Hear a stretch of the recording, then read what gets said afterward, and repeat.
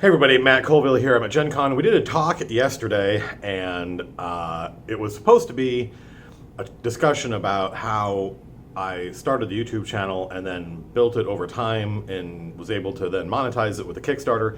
And that was the title of the talk, and we'll probably do a video of that, because there was one person in the audience who was upset because I didn't talk about that. I figured that seemed kind of boring to me, and we had 150 people there, and I felt like this is an extraordinary moment. Let's do the kind of thing that the channel is about. And I was like, what can I do live, kind of without any plan, impromptu. They had a whole video set up there, and I brought my laptop with me because I thought I was going to get some writing done, and I just stopped and said, like, let's make an adventure together.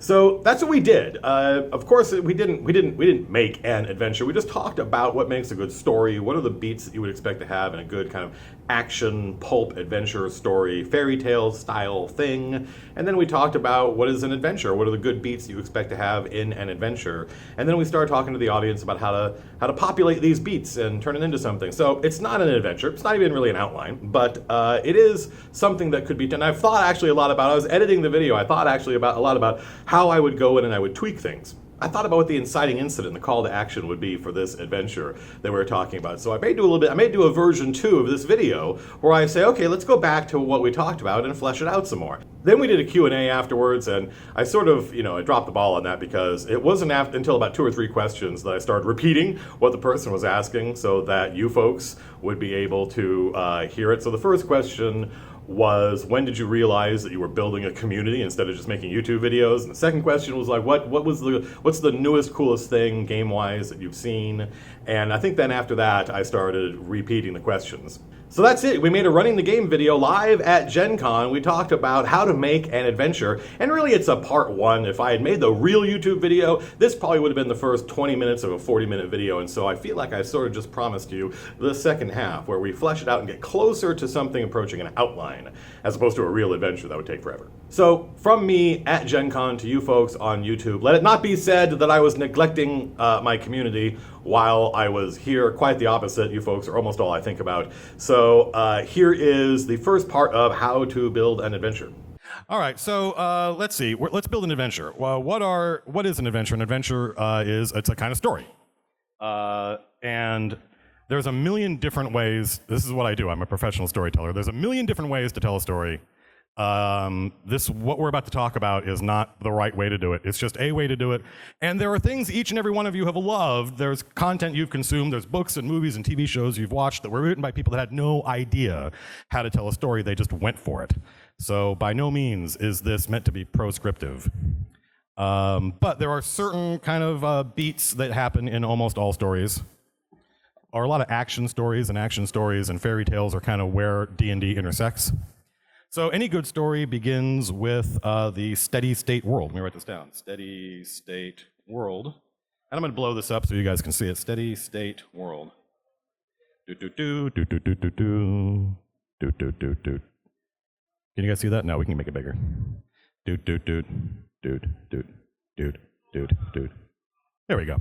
So the steady state world is that time and place before the movie started, and the things that would have persisted if the events of the movie never happened, right? And this is especially useful for us as dungeon masters, because if we know how things would have gone, if we've mapped out what would have happened if the heroes never acted, then that gives us a lot of power when it comes to improvising when they go off script, right? And the steady state world is typically this Edenic world, but not always. Sometimes it's tyrannical. Like the steady state world of Star Wars is, we understand that if the events of the movie had never happened, Luke was never going to go to the academy. Luke doesn't know that. He's tricked himself into thinking that maybe next year, but we know watching, nope, it's always going to be like this. The steady state world in Indiana Jones is, Indiana Jones has great adventures, and he's always fighting Belloc, and sometimes one of them comes out ahead, sometimes the other one does, but we know watching, it's going to go on like that forever, and nothing meaningful is ever going to happen. He's going to get back to the university, and he's going to have some tchotchke, and the curator's going to be like, yeah, this is nice, thanks. So it may seem exciting, but ultimately there is no meaning meaning in what he's doing. Guardians of the Galaxy. If it wasn't for the events of the movie, Peter Quill would have spent the rest of his life being a middling thief, and no one would ever know he was Star-Lord. No one would ever know he was Star-Lord. And so in each instance, we have this state where it's just going to perpetuate forever, and that's called the steady state world. And I'm not sure that that's super useful as adventure designers, but we're going to just map out what makes a good story first, and then we'll talk about what makes a good adventure. So after the steady state world, we have the inciting incident. Oh, not a cap, not, there we go. Inciting incident. And this is the trigger, this is the moment that causes the events in our story to happen. And this is super useful for us to know. So what is the inciting incident of that first Star Wars movie in 1977? The droids. Who said the droids? All right, you, Lars. Do we have minis? Yeah. Give this gentleman a mini.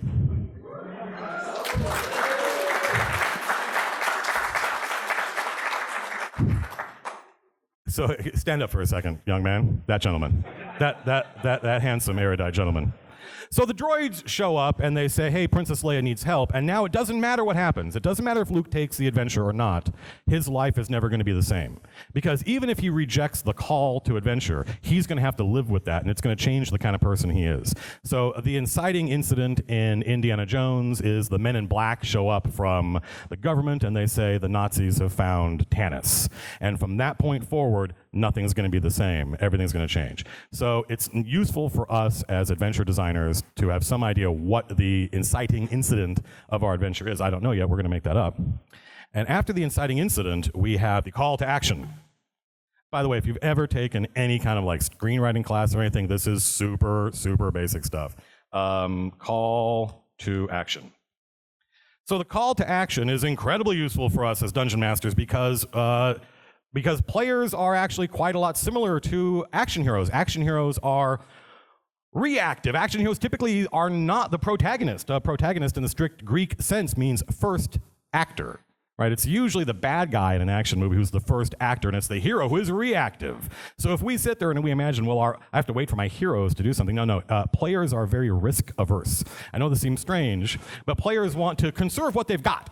Like, I just got these magic items. I just got this new level, complete with these fantastic hit points. I don't want to risk them. Why should I go on this adventure?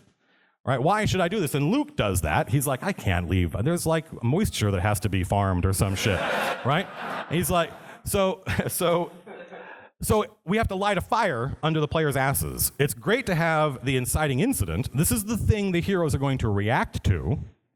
But then if we let them, they will dilly-dally and they will, they won't take charge. So often, now I should make a little asterisk here, unless you're an especially old school player, because if you go and you look at those great old adventures, they assume that as soon as the players found out there was an adventure to be had, they would go off and do it. If, for instance, you buy T1, Village of Hamlet, which is one of the archetypal starting modules, there's a town, fantastically detailed, there's a dungeon which I have quite a lot of affection for, and there is no link from the town to the dungeon. There's no hook. There's not even the term hook is never used because Gary Gygax assumed that the players would hear moat house. There's a moat house in the swamp. Let's go, right? Because that's where, but we're not like that anymore. We're a very different generation, and we sort of expect there to be narrative reasons for our characters to do these things, right? That's where that, what's in it for me? Why should I do this? So the call to action is that moment. What's the call to action in 1977 Star Wars? Who said brew? I heard somebody say brew over. This gentleman in the front row, Lars. Give this man a mini. We're going to try and spread out the awarding of miniatures. So the same person doesn't get one twice. So yeah, Luke Skywalker says to George Lucas, hey, fuck off. I don't want to go leave this planet. And George Lucas is like, all right, motherfucker, I'm going to kill your uncle and aunt. Right? And he roasts them like in front of, I remember being 7 years old and seeing that movie and literally not understanding what I was looking at, right? Because I didn't parse it. I was too young. But yeah, and so not only does he do it, he has to show it to us. He has to show it to us. He has to show it to Luke so that we see you don't have a choice anymore. You have got to go. All right, so that's the call to action. And then we have the journey into the wilderness. Now I have to stop and type. I should really have recorded my screen. It's probably too late. The journey into the wilderness is, typically in screenwriting, the journey into a wilderness is a metaphorical journey, but we're dungeon masters, so it can be a literal wilderness, right? It can be an actual wilderness, and it's useful for us as adventure designers to understand what is the purpose of the wilderness. The purpose of the wilderness is to present a world, it's the opposite of the steady state world. The reason we skip the first act of most movies when we design adventures is because the purpose of that first act, the purpose of the steady state world, is to show us, the audience, what is the current status of the universe, what is the current rule under which everyone lives, and how is our hero in opposition to it in one way or the other. And he's going to have to, he or she, they are going to have to, in some sense, either overthrow that order or change themselves in order to fit in. So the journey into the wilderness is that moment where now we can see, we've left that world, and now we have to live on our own terms. We have to live or die on our own terms. We can no longer rely on the cops or our parents. We have to, and whatever rules were true in the steady state universe, whatever was true back at home, whatever was true in town, none of that is true out here anymore. Now we have to make a go of it on our own. So it doesn't have to be a literal wilderness, but because we're dungeon masters, it's useful for it to be one. And after the journey into the wilderness, we have the point of no return. Okay, stand by. Typing. What could be more exciting than watching Matt type? Point of no return. So the point of no return is a trap door that opens underneath the players, and this is another useful thing for us as dungeon masters because the players, if we don't put a trap door in front of them, if we don't put a point of no return in front of them, they are going to want to just constantly go back to town and resupply and take it easy, and again be very risk averse. So it's up to us as dungeon masters to say, no, you don't get to, at this point, you don't get to do that anymore. And the supply chain that you were relying on, and this I also believe ties into the action economy of 5th edition and the healing and how often you can heal and the ability to stop and rest whenever you want. From the point of no return forward, that is no longer true. All right, what was the point of no return in the Fellowship of the Ring?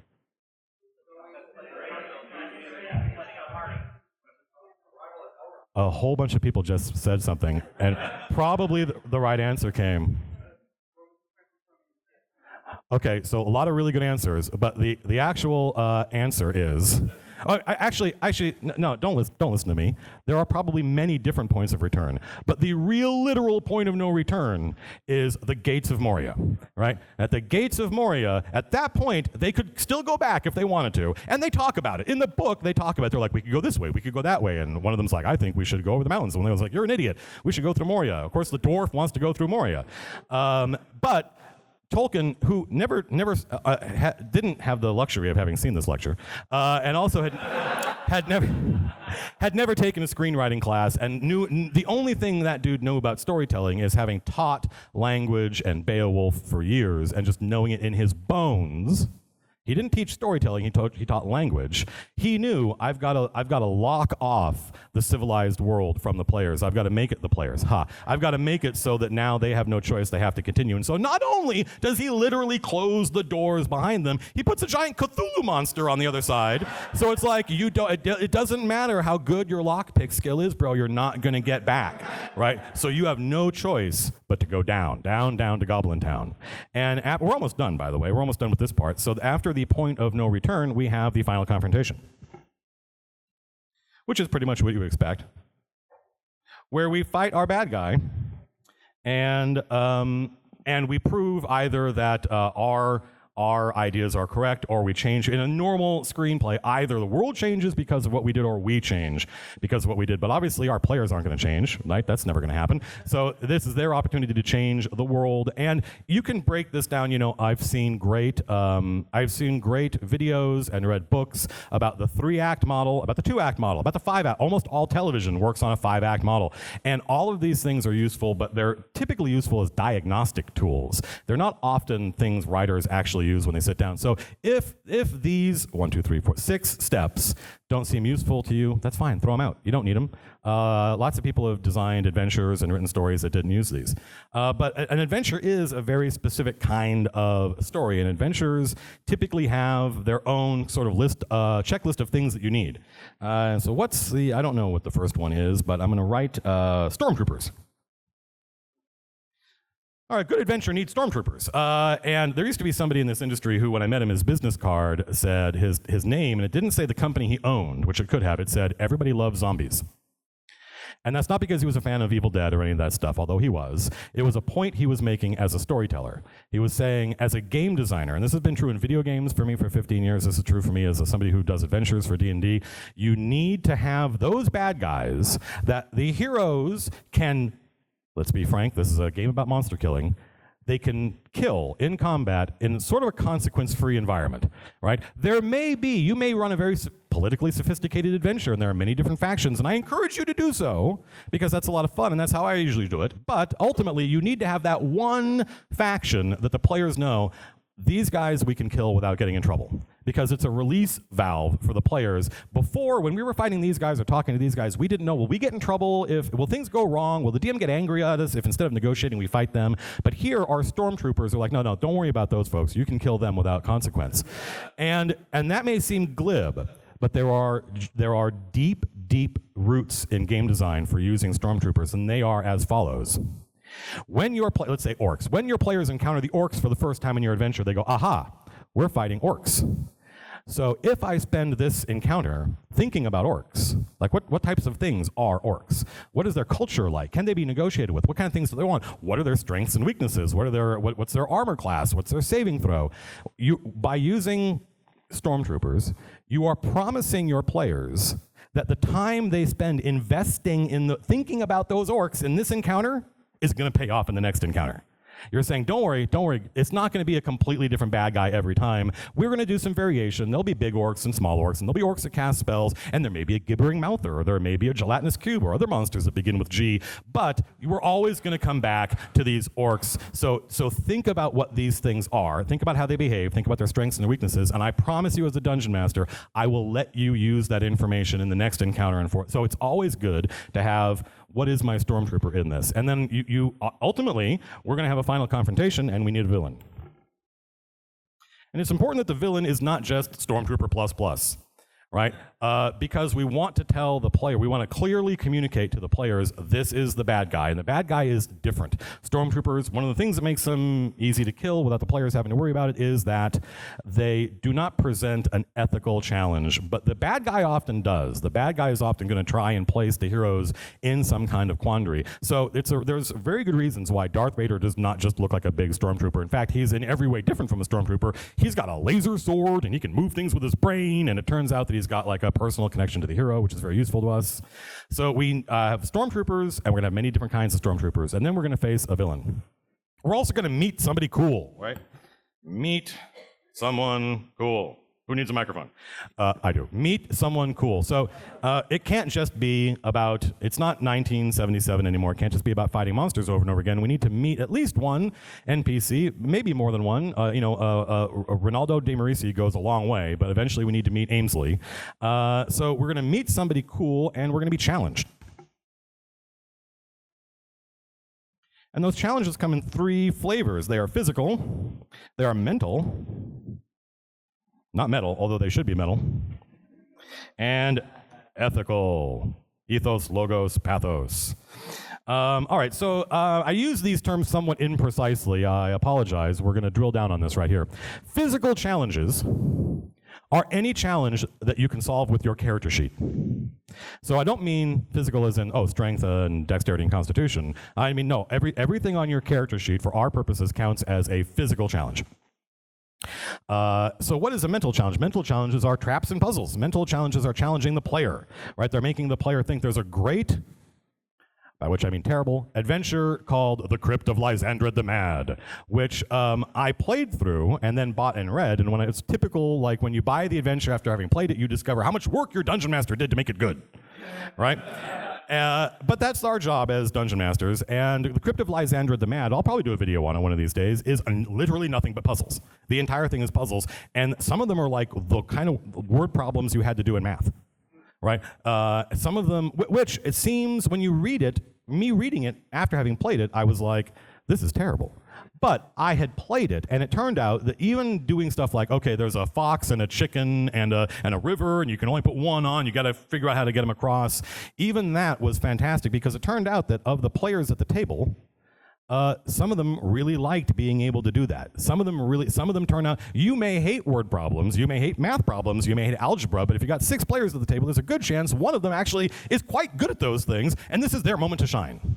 Right, and then it becomes the dungeon master's job to figure out how to dole those things out so it's not just, and there were a lot of crazy puzzles and it was a lot of fun. So I think 80 to 90% of a good adventure is physical challenges, right? The rinse and repeat of rolling dice and checking your character sheet to see whether or not you succeeded or failed. And then you've got a very small percentage. You only need 1 or 2 mental challenges in order to make the players feel like this is cool, this is fun, it's not just the same thing over and over again. And then ultimately you need an ethical challenge. You need something that gives the players an opportunity to define who their characters are. What is important to you guys as characters? What matters to your characters? And you've succeeded when the players are having a hard time deciding, and it's this conundrum, and they don't like either choice. That's how you've put a really good ethical challenge in front of them. So let's see, we're going to stormtroopers, and we're going to villain, and we're going to meet somebody cool, and we're going to get some challenges, and something unexpected is going to happen.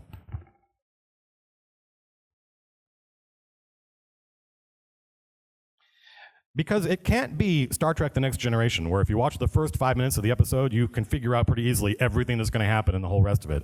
That's boring as hell. And you're like, why one person? I'm smarter than the entire bridge crew of the Enterprise. This is ridiculous, right? We have to give the players something they didn't expect, even if they are somewhat oxymoronically, even if they're expecting the unexpected. You can't just have it be the things you thought were true at the beginning actually are true. You're right.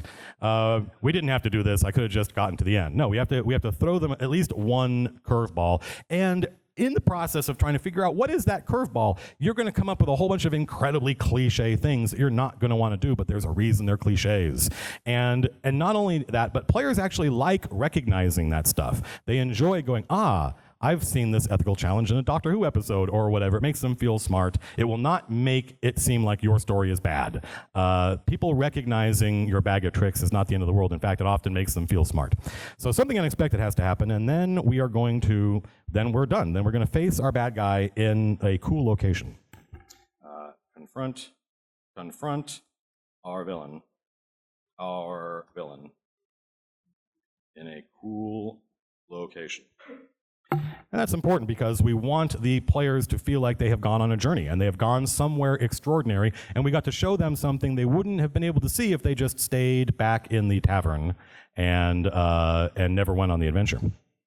So Stormtrooper's villain, meet somebody cool, challenges. By the way, I have no idea if this talk is going to be in any way useful. We may get to the end of this and it turned out it was terrible, but that's the danger, that's the risk. So what makes a good villain? Well, let's talk about this and then we'll actually start doing it. There are basically two types of villains. And of course, anytime anybody begins a sentence like that, they're automatically wrong. There's a million different types of villains. But the two archetypal villains are the villain who wants to keep everything the same. And then there's the villain that wants to change everything. So using my own campaign setting, which some of you may be familiar with, and if you're not, actually I took the adventure that I ran and I put it into the Strongholds and Followers book because I think it actually has all these things. I think maybe it doesn't have a puzzle. We'll see. But the keep everything the same villain is like Darth Vader or like Lord Saxton from my world, where he's the usurper tyrant and he sits on the throne of Bedegar and he wants to stay in power, and he wants everything that happens in the adventure or in the world to reinforce his glory and keep him on the throne and keep everything the same, right? Darth Vader wants to keep the Emperor on the throne. He wants to keep everything the same. That's why the rebels are trying to change everything. And the other type of villain is like Calorel the Vile, right? Calorel the Vile from Keep on the Borderlands, Keep on the Shadowfell, who wants to summon Orcus, right? What's going to happen if he summons Orcus? Everything is going to change, right? So that's the idea. We have the villain who wants to keep everything the same, and we have the villain that wants to change everything. And it's up to us to decide who wants a villain that wants to keep everything the same. Raise your hand. Nobody wants a villain, so there's like 5, 4, 5. Who wants a villain that wants to change everything?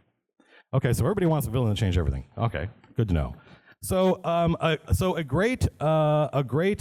we're already on the way. We are going to have, and I often start, like when I read an adventure, often the first thing I do is I go to the end of the adventure, because I have to, because the person who wrote it didn't tell me this in the beginning. I go to the end of the adventure to find out who is the bad guy and what do they want, right? And that's also a very useful tool as a writer. So our villain is going to change everything. That means they're probably going to summon something or someone. I don't know what yet. I want to think about it. So let's not use anything boring. Let's not use orcs, because we already talked about that. And let's not use anything like low level. Let's do something where the players could be like 7th, 8th, or 9th level. What are the rinse and repeat things you fight in our adventure? Did I hear somebody say Slod? Okay, give that man a miniature. I think if you've seen my videos, I love Slod. Slod are extra-dimensional toad demons, and they're color-coded so you can collect them all. It's there's blue Slod and green Slod and red Slod, and again, I refer you to my earlier point about stormtroopers, how the players are going to be like, what? We're fighting a bunch of intelligent blue toad demons, and they will go through an entire encounter fighting our Slod, and they are going to think, okay, I figured these guys out, and then in the next encounter there's going to be the blue toad demons. Don't worry, you're going to see those guys again, but this time there's a red toad demon with them, and they're like, red, why is that guy red? What's different about the red one? And that gives us an amazing, very Halo-esque, the great brilliance of the Halo design, the original game Halo, is that they introduced all these villains to you, all these different kinds of stormtroopers, all these different aliens to you, and then you're going to spend the rest of the game fighting them in different combinations. And so that's the rinse and repeat. So Slod are great. I love them. So A+. Oops. Putting the mic on the computer has some downside.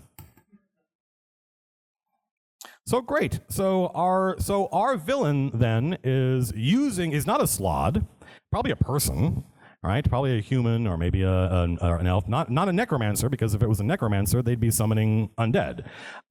So our villain is trying to change the world. He's using these Slod to change the world, which means our villain is trying to probably summon some extra-dimensional entity that makes sense when we think about the fact that they're dealing with Slod. I don't know who that would be. Who might they be trying to summon? Well, who? No, we don't want to steal Caloril the Vile's. Yes, I don't know who that is. So that's my fault. Oh, the Demogorgon. Yeah, who said that? Who said Demogorgon? Give that man a miniature. So I know what you're thinking. You're thinking, he's lying. He doesn't know what I'm thinking.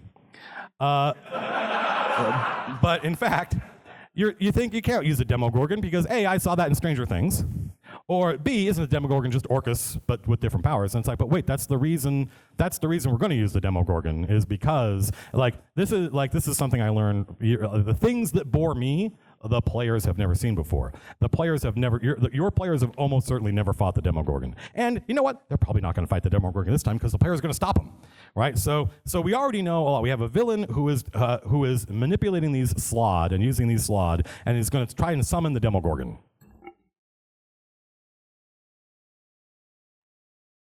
I feel like we are well on our way, and in fact, getting close to having something. So obviously, the final product of this is not going to be an adventure. The product of this is going to be something that, if we spent a little bit of time on, we could turn into an outline. And then if we spent some time on that, we could turn that into an adventure, right? But we're going to be fighting Slod. The villain, who is probably a human, wearing some elaborate headdress, is going to summon the Demogorgon. And we're going to meet somebody cool. We're going to meet some NPC. And I don't know who that person is going to be, except, what class is our cool person? A druid. I heard somebody say druid. Who said druid? The gentleman with Adam Colville's hair. Lars, give that man a miniature. So we're going to meet somebody cool. And in fact, I love the idea of it being a druid because druids are avatars of nature. Druids serve nature, and Slod and the Demogorgon are very much anti-nature things. They're beings of chaos. They're beings from another world. So we're going to meet a druid. And I'm going to go out on a limb and say that this druid is somebody that we meet well into this adventure. Somebody who had earlier, this druid had tried on her own. She had tried to stop what was happening and failed and has been captured probably, or is now hiding somewhere because maybe she gathered a party of adventurers and her team was wiped out. That actually sounds pretty cool, right? Her team was wiped out, and in fact, this is great because we might now, suddenly everything's opening up. We've only gone through 3 steps, and already I feel like I have a pretty good handle on what's going on in this adventure because we are heroes. In fact, the inciting event could be like our druid didn't come back. Right? The inciting event could be a town saying, hey, our druid gathered a bunch of adventurers and went off on this adventure and is gone now. And in fact, the inciting incident, that's probably inciting incident. It's not a call to action yet because players could still go, oh, that's very interesting. Enjoy yourself and leave. So our druid assembles a group of adventurers, goes off to try to stop the Demogorgon and fails.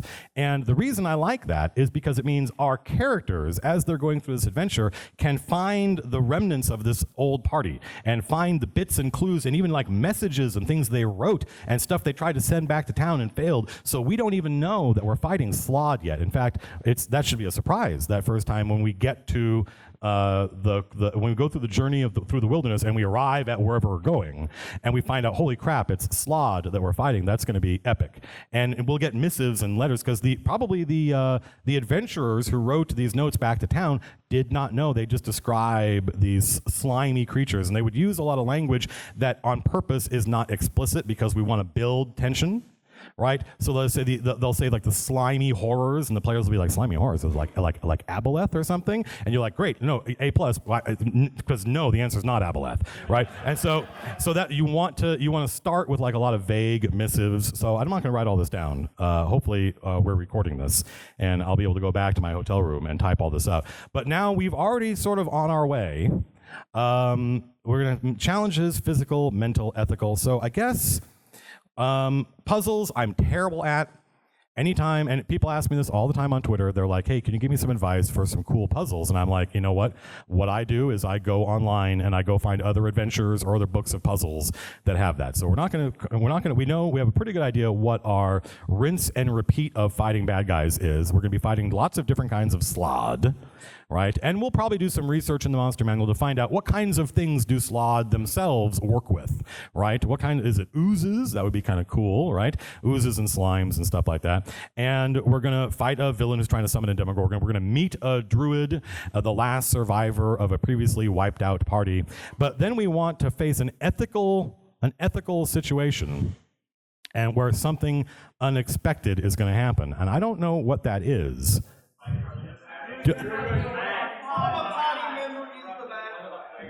So the problem with this is I only have my ears are in stereo, and as a result, I have far too few ears to hear everybody. Yes, the gentleman raising his hand over here. Yes, there we go. All right, so that's perfect. So this gentleman over here, Lars, give that man a miniature. So I hadn't thought of this, which is foolish. You should fire me immediately. Because the great thing about Slod is that not only are they interdimensional toad demons, they are also the xenomorphs from Alien. Right? They have, many, if not all of the Slod have the capacity to use one, like, mating finger and go and stick it into you, and now you've got a Slod tadpole inside you. Right? So I think that our ethical challenge, I'm not going to be able to get to the end of this thought with 150 people watching me.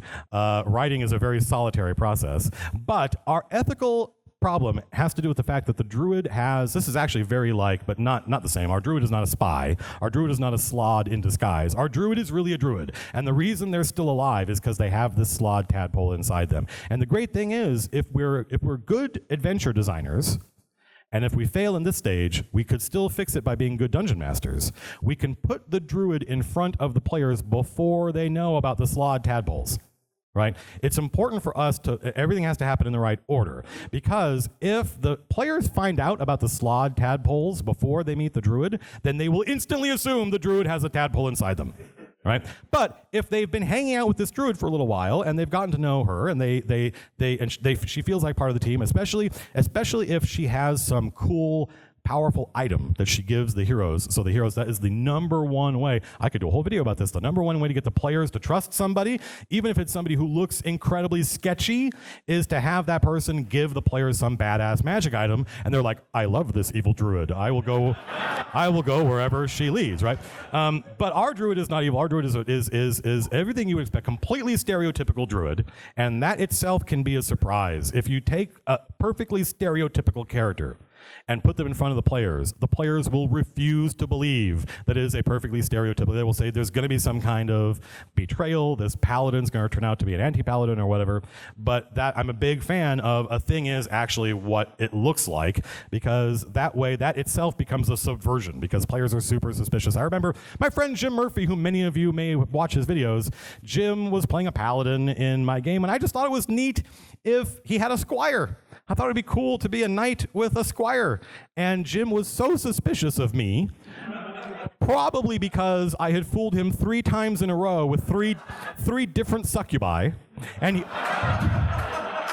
he literally said, "What are the odds of 3 succubi in a row?" That when he met this squire, he rejected her. He's like, okay, would send her on these crazy missions because he just assumed I was trying to get a plant in the party. And that really frustrated me. But eventually, I managed to pull it off with our friend Silvano, and he got a fantastic. I relentlessly mispronounce Marisha's character on Critical Role as Caleth because Silvano's squire was named Caleth, and I think that came out of Caleth as a character in one of the D&D board games that we had just played, so I just grabbed that name off the top of my head. So I managed to reuse, that's the great thing about being a Dungeon Master, is everything's recyclable. I always managed to reuse that squire ability, but the point is players are super suspicious, so let's put this druid in front of the players, and the druid is exactly what they seem, but the druid knows, because the druid knows all about biology and knows exactly what's going on, and the druid knows that she has a limited amount of time, and our ethical conundrum, and we're not going to solve it here, don't bother trying to shout stuff out, this is something where I'm going to have to go think, and any one of us could go back to our rooms and think about this and solve this. Our ethical conundrum is going to involve beating our Demogorgon summoning evil villain by in some way sacrificing this druid. Right? This druid knows I'm not going to make it. I've got this slad tadpole in front of me, and a decision is going to have to be made, an ethical decision where the players are going to have to decide what type of people are we. And if we are good writers, if we're good dungeon masters, there will not be an obvious answer. It will not be obvious that we should let the druid sacrifice themselves. The players will know that, wait, hang on, we can't do that. If we do that, then, ... I don't know what that is. Don't shout out answers. I'm not going to be able to figure it out right now. But that then becomes the crux, the ethical crux of our adventure. That's the something unexpected, is the slod tadpole is going to burst out of this person. And then we're going to confront our villain in a cool location. What is a cool location? Top.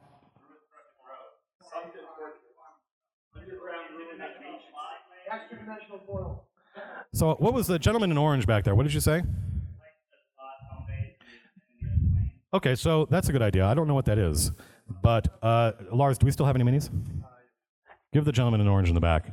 By the way, I apologize to everybody that didn't get a mini. We brought these minis just to hand out, but I thought if we're going to do this, let's distribute these things. So the Slod have their own home base, and it's because it's an extra dimensional. This is going to be one of the mental challenges. Is if the Slod have some kind of extra dimensional like pocket universe that they have brought with them that are evil. It's here. We just can't see it. Maybe it's, like notionally above us, then getting into that place is the puzzle, right? And the people who work for our Demogorgon summoning villain know how to do it, and our heroes don't. So I don't know what that puzzle is. We're not going to figure it out here. That's the kind of thing where you do a lot of research. But now we're going to go into some kind of it's like we're going to go into that into the plant in Aliens. And our players are going to look like, but secreted from what? As they look around and they see this crazy. And it might be a place that that the heroes know about that was a real place before it disappeared because the Slods went and took it into another dimension, right? And so this is a very fertile area I am 100% confident that if I sat down, I would be able to drill down on this and figure it out. And at that point, let's see, Slod pocket dimension I'm going to write down.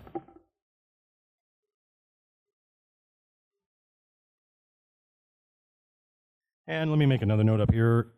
Druid, in parentheses, implanted with Slod tadpole. All right, I don't know. I feel like we just did a little YouTube video right there. And now we have sort of a beginning, a middle, and an end. We have a druid who, before the adventure started, a druid who took a group of adventurers and decided, I'm going to go try to stop these things. And in fact, we'd probably have to drill down a little bit more and have to understand, how are these sloths threatening what is the evidence that this evil is happening, right? There's a couple of missing steps here. But I think we don't have an outline yet, but we have all the notes that we would need to take to make an outline and then turn that outline into an adventure. And at that point, I think we've got about 20 minutes left, and if we wanted, actually less than that, because they kick us out at like 10 till, right? What's the, Anna, do you know? I have 15 minutes? Do you guys want to do a Q&A? Yeah. All right, so was that at all, I don't know, man, was that entertaining or useful or? All right. And you know what I'll do is, we're recording this. I'm going to record a different talk, but we recorded this one. So if I have the capacity, I will just, I'll take all this and make a YouTube video out of it and upload it, and people can take this outline and we could collectively turn it into something. But that's up to the collective. By the way, I'm going to make a YouTube video when I get back to my hotel room, because I have talked to a whole bunch of people here at the show, including folks from like Monty Cook Games and our fulfillment company, and just all of our partners who make the miniatures and stuff like that. And all of them have all talked. All they want to do is talk to me about you guys, because every one of them has talked about what an extraordinary community we have put together. And I think that's, for me, the huge takeaway of Gen Con is that it's not like, Mom, can I play Call of Duty? No, that's a terrible, toxic environment. Like and I think tabletop in general, and the kind of the D&D community that's growing up, and the MCDM community that's growing up on YouTube, I think is pretty positive and pretty empowering. And so for me, you guys are the heroes. In fact, I want to take a picture of you guys. So if you don't want to be on camera, now's a good time to fuck off.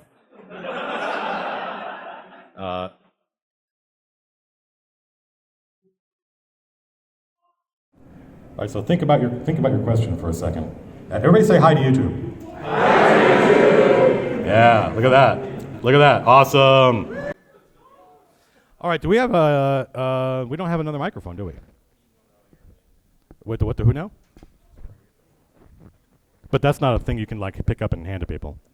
All right, so we'll take 5 questions. I'm just going to artificially limit it, and we'll just try to go around, and we'll go clockwise, and I'll go like 1, 2, 3, 4. Let's do 6 questions. So let's do 2 questions from over here. This first gentleman. We'll get to these 2 gentlemen here. You first. No, the person sitting in front of you. Stand up so everybody can hear you.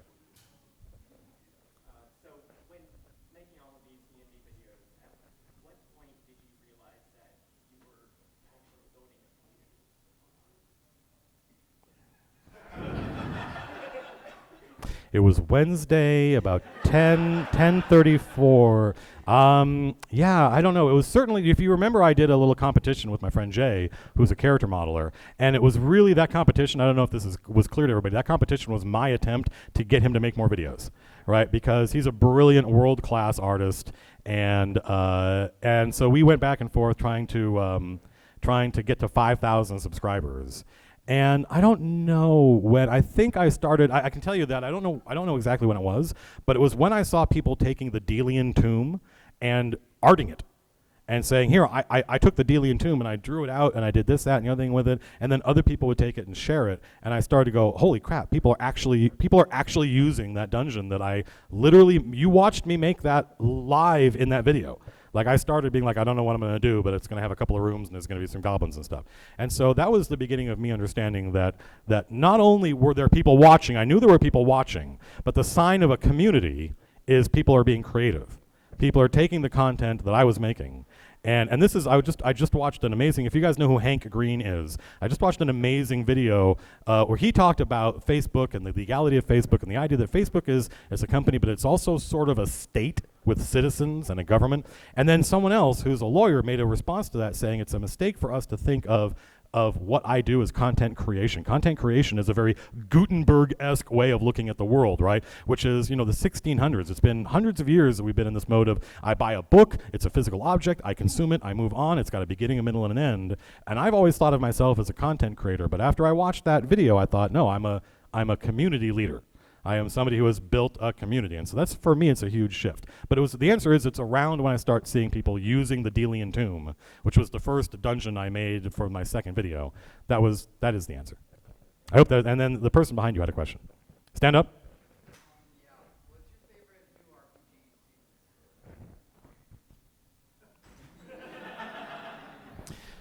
That's a buffering. That's a good question. I don't really have a favorite new thing I've seen, because for one thing, I have not, all I've done when I walked the convention is I went to the art place, because I'm a huge fan of supporting artists, and I looked at the amazing artists that they have there showing their wares, and then I talked to some other people making games, but I haven't, I have a very short list of games that I want to play in or run, and I don't have an answer. Unfortunately, I'm not as well educated as many of you folks are on what's new and what's happening, but because I've been writing this manuscript, oh my God, I've got to finish this. It's the only reason I can come here is because when we're done here, I go back to the hotel and write. But 13th Age is a game that came out a long time ago and was designed by the guys that did 4th edition. And I loved 4th edition, and everyone says 13th Age is great. I would also love to play in or run Numenera. Or any of the Cypher system things from Monty Cook Games, because I have a huge soft spot for that kind of far future Thundar the Barbarian type of stuff. So it's a good question, but unfortunately I'm not so we do 2, 4, 6. Let's take 2 questions from here. Let's take the gentleman that did you already get a mini? Okay, so you don't get a question. Sorry, I apologize. You get a great booby prize though. Okay, so let's take so we no, hang on a second. Let's spread it out this way. Let's have the gentleman in the chapeau. Yes. Stand up. I'd like to hear your thoughts on where you think technology is going. You seem to be really explosion-driven by the end users and not by others. So the question was where I see technology going, and this explosion of content. Was it made by the end user? Was it? Yeah. Right. Well, I think if you guys have been following my videos, you know that I am philosophically opposed to gatekeepers. I think publishers are bad. I think music labels are bad. I think that having there be people between you folks and the content creators or the community leaders is a mistake. But I think what we're seeing is like they just had the Diana Jones Awards, which are a kind of an industry insider award, and they gave the award this year was for what they called actual play. And what they did was it was basically like it was an award for those people who are streaming their games online, right? And some people I know, some friends of mine got up and accepted the award. But I looked at that and I saw actual play and I thought this is people who don't have a really good handle on what's happening. And this is the best term they can come up with to describe it. Because what they should have called it was like the streaming awards. They could have even called it the Twitch Awards, right? Or the Twitch Award, because that's the idea, is that this technological platform is giving everybody the opportunity. I don't even think we're really yet in the beginning of it. I think the beginning of it is yet to happen. I think that the technology that is, if I had my glasses on, I could see the clock that Jerry just held up. So I don't think we've yet even really started. I've talked about this before. Like you're seeing people who are fans of streamers playing games who find it hard to figure out how to separate their fandom from their parasocial relationship with the streamer. And so people are behaving in sometimes weird ways, right? And what I think of is I think back to the invention of film, where they would have, people would go to the movies for literally the first time and they would see a train hurtling toward the camera and people in the theater screamed and ran. And you think of that and you're like, wait, they saw a train coming toward, it was a movie, right? It was just a movie, but they freaked out and ran because they had not yet learned how to parse what they were seeing. And so that technology, this technological revolution, challenged them. The same thing happened to actors in the 60s. They would play a part on Gilligan's Island, and then they could never, people come up to soap opera actors and would act as though they were the person on the show. Because television was still a new technology. Television in people's homes was new. They didn't yet know, how do I interact with these people? They hadn't figured it out yet. It takes time to figure those things out. And I think all cultural revolutions are predicated on an earlier technological revolution, right? You don't get Sgt. Pepper's Lonely Hearts Club Band until you have multi-track mixing. Right, you don't get Jimi Hendrix until somebody plugs in a guitar for the first time and you get pickups. And you get humbucking pickups is the technological revolution that gives you something like Jimi Hendrix. So we're in the middle of the technological revolution. We're going to have to wait a little while to see what the cultural revolution is that comes out of it. So I don't know if that is actually the answer to your question, but hopefully, that's where I think the technology is going. It's going to become more empowering. I think there's going to be a million shows. Okay, let's do the person in the back who raised their hand with the other hat. Yeah, stand up so everybody can hear you.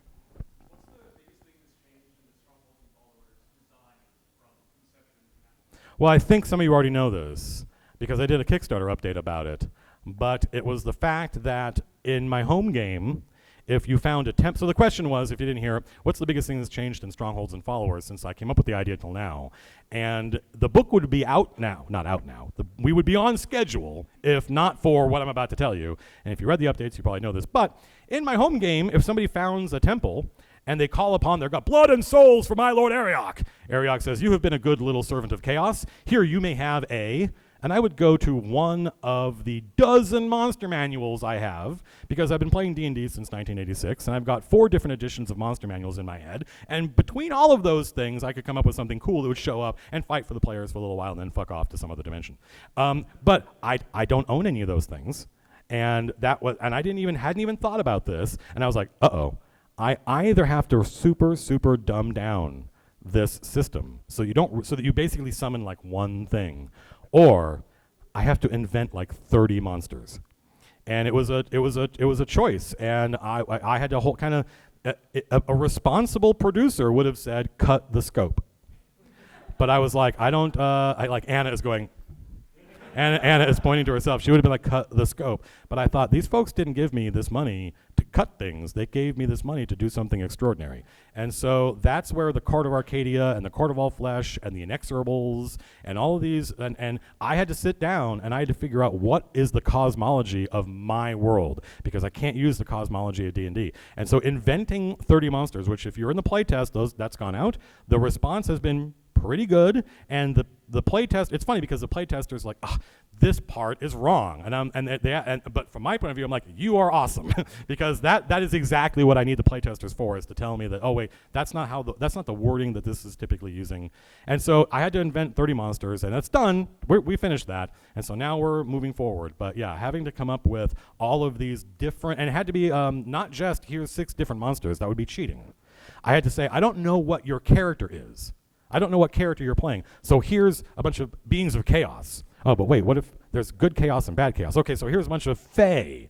Okay, so here's a bunch of agents of pure law, right? And so it doesn't matter what your character is, there should be some monsters in here that you can summon. There are 2 questions here. They're telling me I gotta wrap it up. This gentleman here. What are some unexpected challenges of creating a TV studio? Well, one big challenge is we have no idea what we're doing. And so the process, it's not us, we're not really building a multi-camera television studio. We are unfucking our ignorance and being like, how do we sit here and become educated? And it's 90% Jerry just doing a ridiculous amount of research. And by the way, I hope nobody's watching this, it's exploiting the Amazon return policy. All right, like let's just order. So this is definitely the last question. Let's end on a high note. This is the last question because that was a great ending. But it's literally let's order these 3 cameras and do lots of testing with these different cameras. Let's try all these different lights. Like, what's the proper lighting solution? Like, how are we going to hang the cameras? I was watching somebody on Twitter went to a Michael McDonald concert. Michael McDonald was in the Doobie Brothers and a big huge star in the 70s and 80s. And I was like, Michael McDonald, and I clicked on the video and I'm like, he has our truss. These guys, he's at the Forum, and he has the same technology that we use to hang our lights from. Like, you could put a Volkswagen on this thing. It's now the safest place in our office is this truss, right? So it's one of these things where some of our solutions are like grossly over-engineered, and then some of them are super DIY, which is pretty much what you'd expect from a bunch of people that really don't know what they're doing. So that is the answer, and you guys are going to get to see that happen live at some point in the next number of weeks. So,